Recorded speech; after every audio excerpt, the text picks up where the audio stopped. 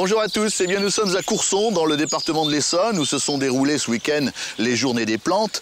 Et c'était l'occasion pour nous de voir quelles sont les grandes tendances. D'ailleurs, un observatoire qui s'appelle l'Observatoire des tendances du jardin est là pour étudier les courants, pour étudier ce qui nous intéresse, quelles sont les plantes que l'on met aujourd'hui dans le jardin, celles que l'on mettra demain. En ce moment, la grande tendance, pour nous tous, c'est la grimpante. Alors non seulement les plantes qui grimpent, non seulement celles qui rampent, mais d'une manière générale, celles qui s'accrochent. Voici quelques exemples d'aujourd'hui et peut-être des exemples à venir. Eh bien, commençons par les plantes d'aujourd'hui avec Mélanie Claude, qui est architecte de jardin. Bonjour, Mélanie. Ces plantes d'aujourd'hui, le jasmin par exemple. Oui, alors ça, c'est une plante un peu classique, mais qui est très parfumée, qui fleurit et qu'on peut mettre à côté d'une porte. Bien sûr, mettez-le à côté d'une porte, puisque vous aurez comme ça le parfum dès que vous ouvrez la porte, c'est drôlement sympa. Plus classique, la glycine. La glycine, voilà, que nous avons là, qui est fleurie en grappe violette et qui est parfumée aussi.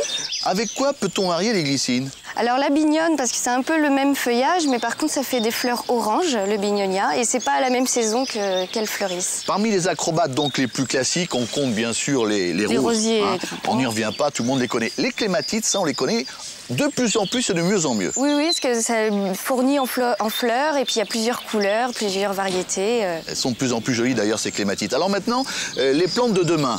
Commençons par... La passiflore, que vous avez là, qui fait des grosses fleurs violettes et qui fait le fruit de la passion. Et qui est très très jolie aussi. Les hippomées.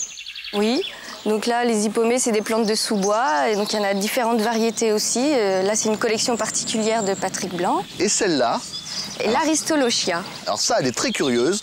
On la voit ici toute seule, mais on peut la voir mariée aussi avec un arbre. Hein. On le fait envahir un arbre et puis elle s'entortille dans les branches et ça donne une floraison à un arbre sans fleurs. Voilà, ce sont donc les acrobates de ce jardin, les acrobates d'aujourd'hui, acrobates de demain. Merci Mélanie, au revoir à tous. Merci.